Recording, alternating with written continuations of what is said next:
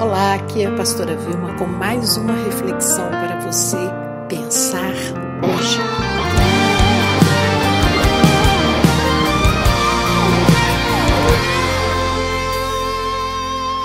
Eu não vou fugir de lutar, não vou desistir nem parar. Não sei se você é um pouco parecido comigo, mas às vezes eu me pego pensando assim, se eu tivesse muito dinheiro, eu iria ajudar fulano, fulano e fulano, eu iria fazer parte dessa campanha, eu iria tantas outras coisas. Mas a verdade é que Deus colocou na nossa essência bondade. E a bondade, ela pode ser expressada em atos grandes, mas quase sempre a verdadeira bondade é expressada em pequenos atos. Ontem eu fiquei impressionada como existem pessoas bondosas e que atendem ao chamamento. Ontem nós fizemos uma campanha em prol de uma pessoa e quando eu vi, tanta gente aderiu a essa campanha para uma pessoa que estava precisando naquele momento e era urgente. E eu tenho visto coisas assim. A sensação que fica dentro de mim é que a bondade, os bons atos, o amor expresso em atitude, ele não pode esperar. Muitas coisas, talvez na nossa vida, pode até passar por uma procrastinação nossa, mas a bondade, quando ela vem na nossa mente, alguma coisa que nós precisamos fazer, aquilo precisa ser feito e feito logo. Nós temos a mania de deixar um pouco para lá. Às vezes vem alguma ideia na sua mente, às vezes vem uma pessoa na sua mente, na minha, e a gente tem essa mania de, depois eu vejo isso, depois eu oro, depois eu faço. E com certeza, aqueles que têm o Espírito Santo de Deus e aqueles que têm intimidade com Deus, quando algo vem à sua mente e ferve no seu coração com relação a fazer algo por alguém, a parar um pouco para orar por alguém, a dar um telefonema, a passar uma mensagem para alguém, aquilo não é à toa, não é fruto da nossa imaginação. Eu tenho percebido que muitas vezes, quando eu entro em contato com pessoas que às vezes há muito tempo eu não entrava em contato, que estão lá nas minhas centenas de contatos lá no telefone, mas há muito tempo eu nem fazia contato, e às vezes eu ligo para aquela pessoa, eu mando uma mensagem para aquela pessoa específica para ela, e aquela pessoa diz, olha pastora, chegou na hora certa, era isso mesmo, eu estava precisando dessa demonstração de amor. Então eu quero te incentivar hoje a não esperar para ser bondoso, a não esperar ter condições financeiras, a não esperar estar sobrando, sobejando, a não esperar você ter ânimo ou vontade, porque às vezes a gente não tem, a gente fica desanimado, às vezes a gente fica com preguiça mesmo, vamos dar nomes, né? Como diz o pessoal, vamos dar nomes aos bois, a gente fica com preguiça, a gente procrastina, e do outro lado está uma pessoa precisando muito, então não espere. Tem um texto bíblico que é uma parábola de Jesus sobre os talentos, e claro que ali o contexto é outro, mas eu quero tirar o princípio básico dessa parábola, em que uma pessoa ganhou apenas um tanto X, outra ganhou 2 tantos X, outra 5 tantos X, e aquelas pessoas se movimentaram em função de fazer tudo aquilo multiplicar, render. Mas quem ganhou pouco ficou com tanto medo de perder o que tinha ganhado que enterrou. Às vezes, com relação à bondade, também acontece isso. Muitas vezes nós olhamos ao nosso redor e nós não temos muito para contribuir. Às vezes nós não temos tanto para dar. Às vezes nós também estamos passando momentos difíceis, mas sempre há algo que a gente pode fazer. E o interessante é que, moral dessa história, Jesus diz assim que as pessoas que são fiéis no pouco, elas serão colocadas sobre o muito, mas aqueles que não conseguem serem fiéis no pouco, até o pouco que tem vai ser tirado.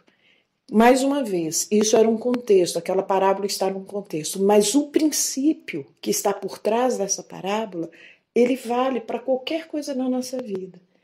Então, muitas vezes nós pensamos que nós temos pouco, que nós não podemos fazer muita coisa, que nós também estamos em situação difícil, e a gente não faz um pouquinho para alguém. Às vezes não precisa ser necessariamente uma ajuda financeira. Às vezes uma palavra, um incentivo, um ânimo novo para aquela pessoa, um gesto de carinho já faz muita diferença. E o importante é que venha a retribuição para nós. Nós não podemos fazer as coisas pensando já na retribuição, no que vai acontecer, mas verdade seja dita que todas as vezes que a palavra de Deus fala sobre bondade, ela fala também que a gente vai colher os frutos dessa bondade.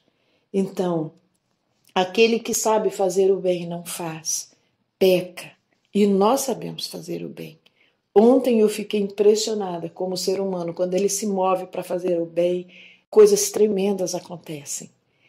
A Bíblia também fala que se nós não desanimarmos, nós vamos colher os frutos da bondade que a gente semeia, das coisas boas, do bem que a gente semeia. Então, também a Bíblia fala para a gente não se cansar de fazer o bem.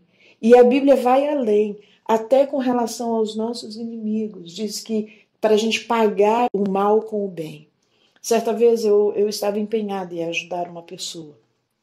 E de repente eu comecei a ouvir de outras dizendo, não vale a pena, essa pessoa ela é assim, assim, assim. Por que, pastora, você está tão empenhada em ajudar essa pessoa?